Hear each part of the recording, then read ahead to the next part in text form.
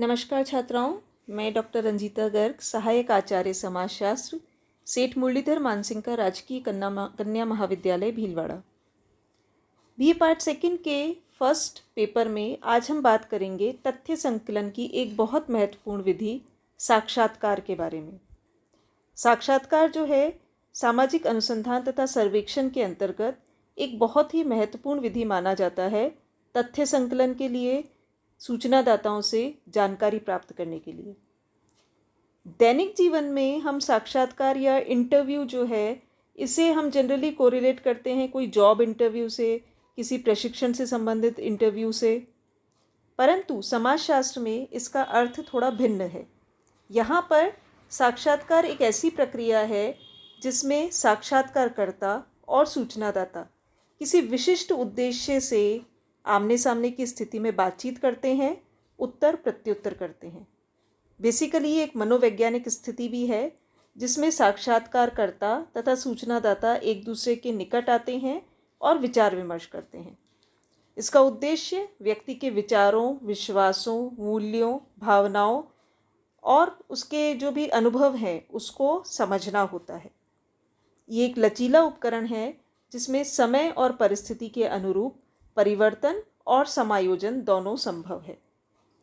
साक्षात्कार के अर्थ की अगर हम बात करें तो साक्षात्कार, जिसे अंग्रेजी में इंटरव्यू कहते हैं, इंटरव्यू शब्द दो शब्दों से मिलकर बना है, इंटर प्लस व्यू। इंटर का अर्थ है भीतर तथा व्यू का मतलब है देखना, यानी अंदर तक देखना, अंतर्दृष्टि या अंतर्दर्शन जिसे हम कह सकते हैं कि जब हम बात करें तो वो बातचीत सिर्फ सतही ना हो बल्कि सूचनादाता के मन की बात तक जान लेना, वही साक्षात्कार है। C.A. मोज़र एक विद्वान हैं जिनकी किताब का नाम है सर्वे मेथड्स इन सोशल इन्वेस्टिगेशन। इन्होंने विशेष रूप से सर्वेक्षण में जो साक्षात्कार होते हैं उसके बारे में कहा है कि एक सर्वेक्षण साक्षात्कार साक्षात्कारकर्ता तथा उत्तरदाता के मध्य एक वार्तालाप है जिसका उद्देश्य उत्तरदाता से निश्चित सूचना प्राप्त करना है।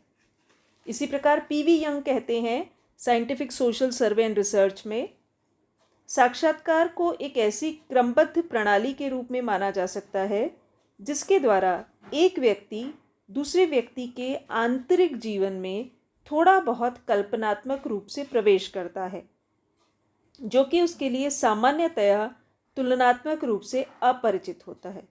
एक व्यक्ति दूसरे व्यक्ति के आंतरिक जीवन में थोड़ा बहुत कल्पनात्मक रूप में प्रवेश करता है, यानी उसके जो मन की बात है वो हम थोड़ी बहुत समझ सकते हैं, जो कि जनरली कंपैरेटिवली देखा जाए तो उसके लिए बिल्कुल अपरिचित है या अननोन है। एक अन्य विद्वान है सिन पाओ येंग। वो कहते हैं कि साक्षात्कार क्षेत्रीय कार्य की एक ऐसी प्रविधि है जो कि एक व्यक्ति या व्यक्तियों के व्यवहार को देखने, कथनों को लिखने तथा सामाजिक या सामूहिक अंतःक्रिया के वास्तविक परिणामों का निरीक्षण करने के लिए प्रयोग में लाई जाती है। 3 चीज़ें उन्होंने कही है, व्यक्तियों के व्यवहार को देखने, वो जो कह रहे हैं उसको लिखने, और सामाजिक या सामूहिक अंतःक्रिया के वास्तविक परिणामों का निरीक्षण करने, यानी आप व्यवहार को देख रहे हैं, कथनों को लिख रहे हैं और उसका जो भी अंतःक्रिया है उसको आप ऑब्जर्व कर रहे हैं। अतः यह एक ऐसी सामाजिक प्रक्रिया है जिसमें 2 व्यक्तियों के मध्य अंतःक्रिया सम्मिलित होती है। तो कुल मिलाकर साक्षात्कार एक ऐसी व्यवस्थित पद्धति है जिसमें उत्तरदाता और साक्षात्कारकर्ता इन दोनों के मध्य संवाद होता है, वार्तालाप होता है, उत्तर प्रत्युत्तर होते हैं, और इसका उद्देश्य मूलतः उत्तरदाता की भावनाओं, विचारों, मनोवृत्तियों और आंतरिक जीवन का अध्ययन करना होता है। साक्षात्कार के उद्देश्यों की अगर हम बात करें तो मुख्य रूप से उसके जो उद्देश्य हैं उसमें पहला है प्रत्यक्ष संपर्क द्वारा सूचनाएं। साक्षात्कार में व्यक्ति आमने सामने की स्थिति में होते हैं, साक्षात्कारकर्ता और सूचनादाता ये दोनों आमने सामने की स्थिति में होते हैं। इनमें प्रत्यक्ष और प्राथमिक संबंध स्थापित होते हैं, फेस टू फेस बातचीत होती है जिससे कि हमें महत्वपूर्ण सूचनाएं प्राप्त हो सकती हैं। व्यक्तिगत तथ्यों की प्राप्ति होती है क्योंकि व्यक्ति अपने से संबंधित व्यक्तिगत तथ्य न तो आपको लिख कर देगा, न किसी औपचारिक अनुसूची में आपके सामने रखेगा। अगर हम उससे फेस टू फेस एक डिटेल्ड तरीके से बात करें तो हमें उससे जुड़े हुए व्यक्तिगत तथ्य प्राप्त हो सकते हैं। पीवी यंग ऐसी सूचनाओं को कहती हैं मानव व्यक्तित्व का एक चित्र। तो वो मानव व्यक्तित्व का एक चित्र जो है वो हमें साक्षात्कार के माध्यम से ही प्राप्त हो सकता है। साक्षात्कार का तीसरा महत्वपूर्ण उद्देश्य है गुणात्मक तथ्यों की प्राप्ति। गणनात्मक तथ्य जो हैं वो हमें, जिन्हें हम काउंट कर सकते हैं, वो हमें सर्वे में भी प्राप्त हो जाते हैं या अनुसूची प्रश्नावली जैसी विधियों से भी प्राप्त हो जाते हैं। लेकिन मनुष्य के जो विचार हैं किसी चीज़ के प्रति, भावनाएं हैं, मनोवृत्तियां हैं, उसकी प्रवृत्तियां हैं, उसके आदर्श, उसकी रुचियां, इन सारी चीज़ों के जो अलग अलग पहलू हैं, इसको हम साक्षात्कार के माध्यम से ही समझ सकते हैं। अवलोकन का अवसर भी साक्षात्कार के माध्यम से हमें मिल जाता है, क्योंकि जब हम व्यक्ति से बात कर रहे हैं तो बातचीत के दौरान हम उसके हाव भाव को भी समझ सकते हैं। उसके प्रश्नों को सुन के जो उसका रिएक्शन होता है, वो आपको बिल्कुल फेस टू फेस आँख में आँख डालकर बात कर रहा है, जवाब दे रहा है, हेजिटेट कर रहा है, हाथ पैर उसके हिल रहे हैं, थोड़ा रेस्टलेस फील कर रहा है, ये सारी चीज़ें हमें उसकी बात की सच्चाई तक पहुंचने का अवसर देती है।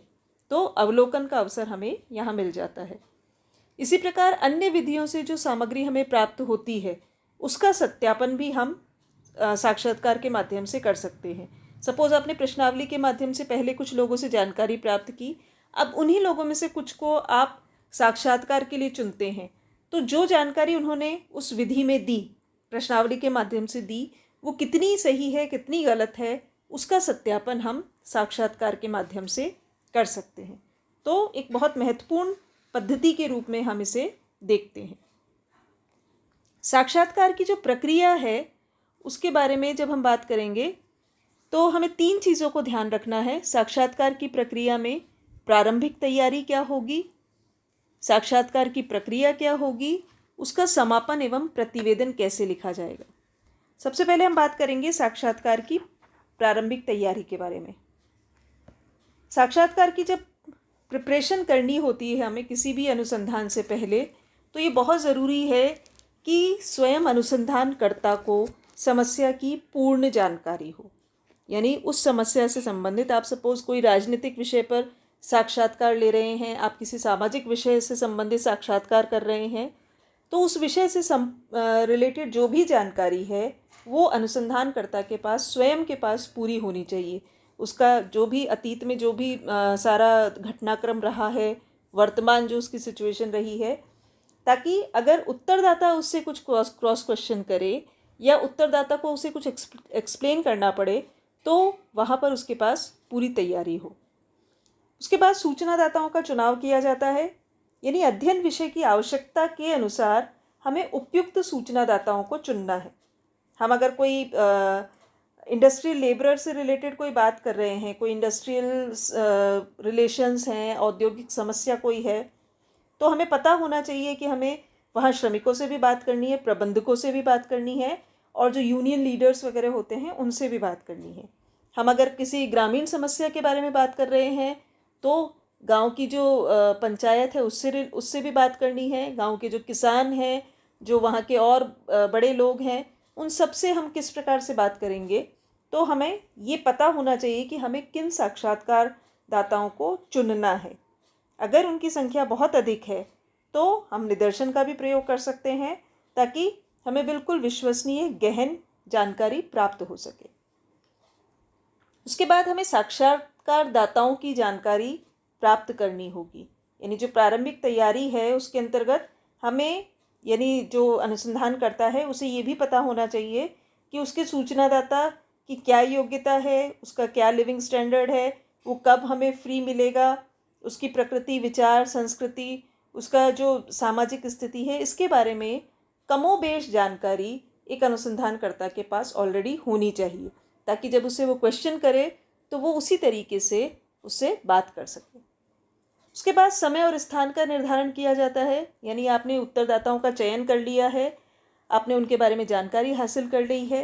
अब ये निर्धारित करना है कि आप उससे किस समय और किस स्थान पर मिलेंगे। उत्तरदाताओं की जानकारी के अंतर्गत आपको पता चल गया है कौन सा जो उत्तरदाता है वो सर्विस क्लास है, कौन बिजनेस क्लास है, कौन आपको कब अवेलेबल होगा, और स्थान का हमें निर्धारण वहाँ पर करना चाहिए ताकि हमें बाद में इस समस्या का सामना ना करना पड़े। उसके बाद साक्षात्कार के यंत्रों की तैयारी की जाती है। विशेष रूप से 2 तरीके हैं साक्षात्कार को करने के। पहला है साक्षात्कार अनुसूची और दूसरा है साक्षात्कार निर्देशिका। अनुसूची में हम प्रश्नों की एक सूची बनाते हैं, जैसा कि आप पहले पढ़ चुके हैं। प्रश्नों की एक सूची बनाते हैं, एक क्रमबद्ध सूची होती है जिसमें स्टेप बाय स्टेप समस्या से संबंधित प्रश्न होते हैं। साक्षात्कारकर्ता प्रश्न पूछता है और रिक्त स्थान में स्वयं उनके उत्तर भरता है। दूसरा, निर्देशिका या इंटरव्यू गाइड जो होती है वो एक प्रकार से विभिन्न पक्षों के लिए शॉर्ट में कुछ पॉइंट्स लिखे जाते हैं। एक लिखित प्रपत्र होता है जिसमें अलग अलग अध्ययन समस्या से संबंधित अलग अलग जो पक्ष हैं उनको अपने पॉइंट्स में लिख दिया है और उससे रिलेटेड जो प्रश्न हैं वो आप उसी समय बनाकर पूछ सकते हैं। गुडे और हार्ट इस बारे में कहते हैं कि साक्षात्कार निर्देशिका ऐसे शोध प्रसंगों अथवा विषयों की एक सूची होती है जिसमें साक्षात्कारकर्ता को साक्षात्कारकर्ता को प्रश्न पूछने के लिए प्रश्नों के क्रम, भाषा तथा तरीके की पूर्ण स्वतंत्रता होती है। यानी सिर्फ वो पॉइंट्स लिख लेता है और किस व्यक्ति से किस क्रम में बात करनी है, किस भाषा में बात करनी है, इसकी स्वतंत्रता साक्षात्कारकर्ता को होती है। यानी एक अनिर्दिष्ट और अनौपचारिक साक्षात्कार ये होता है। तो इस प्रकार से साक्षात्कार की एक प्रारंभिक तैयारी की जाती है। उसके बाद है साक्षात्कार की प्रक्रिया, यानी जब आपने प्रारंभिक तैयारी कर ली उसके बाद आप किस प्रकार से उस इंटरव्यू को कंडक्ट करेंगे। यहाँ पर बात है सबसे पहले सूचनादाता से संपर्क की कि वास्तविक साक्षात्कार जब प्रारंभ होता है तो सूचनादाता से आप एक पूर्व निश्चित समय और स्थान जो आपने पहले निर्धारित कर लिया है तैयारी में, वहाँ पर आप मिलते हैं, अच्छे से अभिवादन करते हैं। आपका जो पहनावा है वो आपके जॉब के अकॉर्डिंग होना चाहिए, वो उसी अनुसार होना चाहिए जिससे कि आप एक मैच्योर, एक उद्देश्य से जाने वाले अनुसंधानकर्ता लगें। उसमें किसी भी तरीके का दिखावा, शो ऑफ नहीं होना चाहिए। अगर आपके पास कोई आइडेंटिटी कार्ड है तो वो भी वहाँ पर दिखाना चाहिए। और उसके बाद सूचनादाता से बात शुरू होती है। बात शुरू जब आप करेंगे तो सबसे पहले आप उद्देश्य का परिचय देंगे। यानी साक्षात्कारकर्ता सबसे पहले अपने अध्ययन का उद्देश्य और जो भी संस्था के अगर वो अनुसंधान कर रहा है तो उस संस्था का परिचय, उसका जो भी कार्य है संस्था का, उस सब के बारे में जानकारी वो देगा। और साथ ही वो उत्तरदाता को यह भी विश्वास दिलाएगा कि उसके द्वारा दी गई जानकारी पूर्णतः गुप्त रहेगी, उसका दुरुपयोग नहीं होगा। उसके बाद सहयोग के लिए निवेदन किया जाता है कि आपका जो इस फील्ड में योगदान है वो बहुत महत्वपूर्ण होगा। यानी अगर आप हमें ये सारी जानकारी देते हैं तो वो हमारे अध्ययन के लिए बहुत महत्वपूर्ण होगा, आपका सहयोग प्रशंसनीय रहेगा। उसके बाद वार्तालाप शुरू किया जाता है। वार्तालाप शुरू करने में प्रारंभ में कुछ पर्सनल जनरल इन्फॉर्मेशन ली जाती है। वो जनरली साक्षात्कारकर्ता के पास ऑलरेडी होती है। जब आपने उत्तरदाता का चयन किया तो आपको ये सारी इन्फॉर्मेशन होगी कि उसकी आयु क्या है, उसके एजुकेशन क्या है, उसका लिविंग स्टैंडर्ड क्या है, या उसकी आर्थिक स्थिति किस प्रकार की है। तो छोटे मोटे कुछ इससे रिलेटेड प्रश्न पूछने के बाद एक निश्चित क्रम में, सही भाषा में, सरल भाषा में प्रश्न पूछे जाते हैं। विषय से संबंधित प्रश्न ऐसे नहीं होने चाहिए जिससे सूचनादाता इरिटेट हो या वो उसको टालना चाहे। तो बहुत सरल लैंग्वेज में, बहुत आदेशात्मक या उपदेशात्मक प्रश्न भी नहीं होने चाहिए, डायरेक्टिव क्वेश्चन भी नहीं होने चाहिए, गाइडेड क्वेश्चंस कि जिसमें आप उत्तरदाता को एक पर्टिकुलर दिशा में उत्तर देने के लिए प्रेरित करें। प्रश्नों का जब क्रम रखा जाए तो उसमें एक प्रश्न का उत्तर देकर जब उत्तरदाता रुक जाए उसी के बाद दूसरा प्रश्न पूछा जाना चाहिए। प्रश्न पूछने के साथ साथ में उनको ठीक से सुनना और समझना, ये भी बहुत महत्वपूर्ण है। संवेदनशील श्रवणता या सुनने की क्षमता, ये एक उत्तरदाता को अच्छे से जवाब देने के लिए प्रोत्साहित करती है। साक्षात्कार में साक्षात्कारकर्ता को कम बोलना है और सूचनादाता को ध्यान से सुनना है। यानी सूचनादाता जो जानकारी दे रहा है, ये बहुत ज़रूरी है कि उसका विश्वास जीतने के लिए अनुसंधानकर्ता या साक्षात्कारकर्ता ध्यान से उसकी बातें सुने। किसी भी तरीके की वो जल्दबाजी या कुछ इस तरीके के रिएक्शन शो ना करे जिससे कि उत्तरदाता का ध्यान भटके या वो बोलते बोलते रुक जाए। प्रोत्साहन और पुनः स्मृति भी बहुत आवश्यक है। कई बार ऐसा होता है कि उत्तरदाता जो है, अगर बहुत लंबा इंटरव्यू चल रहा है या उसको कम रुचि है, तो वो बोलते बोलते थक जाएगा या वो फिर तथ्यों को अवॉइड करने की कोशिश करेगा। ऐसी स्थिति में बीच बीच में उसके उत्साहवर्धन के लिए अनुसंधानकर्ता जो है वो उसे प्रोत्साहित करने के लिए, एनकरेज करने के लिए कुछ टिप्पणियाँ रख सकता है, जैसे कि आपके अनुभव से हमारे अनुसंधान को बहुत लाभ मिलेगा, या इस सूचना से तो हमें नई दिशा मिल गई, या आपके द्वारा दी जाएगी जानकारी तो हमारे लिए बहुत महत्वपूर्ण है। तो उससे उसे प्रोत्साहन मिलता है। कई बार ऐसा भी होता है कि उत्तरदाता जो है वो भावनाओं में बह जाते हैं और विषय से परे हट जाते हैं। तो साक्षात्कारकर्ताओं ने डायरेक्टली नहीं टोकना नहीं चाहिए, डायरेक्टली टोकना। उसके लिए ये ज़रूरी है कि उसे एक बार जब वो बात कंप्लीट कर ले तो फिर से उसे विषय पर लाए कि अच्छा ये तो ठीक है, अब आप वो बताइए, आप पहले इसके बारे में कुछ बता रहे थे या इसके बारे में भी आप थोड़ी सी जानकारी दीजिए। तो वो पुनः स्मृति करवाना भी आवश्यक है। परंतु कई बार ऐसी स्थिति भी पैदा हो जाती है कि साक्षात्कारकर्ता को कुछ नियंत्रण भी स्थापित करना पड़े। यानी उत्तरदाता कई बार ऐसे भी होते हैं जो कि पूछा कुछ और जाए और किसी और चीज़ के बारे में विस्तृत जानकारी देना प्रारंभ कर दे या कुछ गड़े मुर्दे उखाड़ना शुरू कर दे। तो यहाँ पर उत्तरदाता को नियंत्रित करने के लिए साक्षात्कारकर्ता को कुछ एक्शन लेने होते हैं। वो एक्शन भी बहुत शालीनता से लिए जाते हैं, यानी उसे बहुत कंट्रोल्ड वे में अपनी भावुकता में बहने से रोका जाए और फिर से अपने विषय पर लेकर आया जाए। प्रामाणिकता को भी यहाँ पर खोजना होता है, यानी बीच बीच में कुछ क्रॉस क्वेश्चनिंग भी होनी चाहिए। यानी अगर आपको कोई विरोधाभासी बातें लग रही है कि आपने जब पहले पूछा तो उन्होंने ये कहा और फिर उसी से संबंधित क्वेश्चन अगर दोबारा आया तो वो कुछ और अगर कहते हैं, तो ऐसे समय में साक्षात्कारकर्ता जो है वो उत्तरदाता को टोक सकता है कि नहीं नहीं, शायद आप मेरा प्रश्न समझे नहीं, मैं वही बात कर रहा हूँ जो मैंने पहले भी पूछी थी, तब आपने ये कहा था।